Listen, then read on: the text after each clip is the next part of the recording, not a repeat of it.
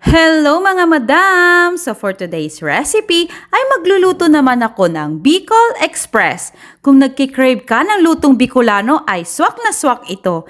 Sabaw pa lang, ulam na.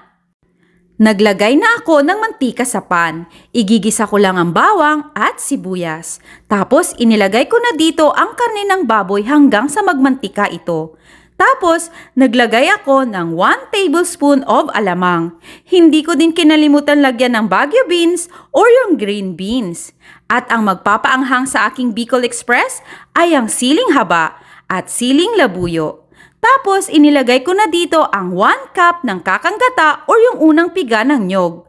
Tinimplahan ko lang ito ng konting asin at paminta. At nung nagmantika na ang gata, at sigurado namang malambot na ang karne, ay pwede na ang aking Bicol Express. I hope you like this recipe mga madam. Please follow my Facebook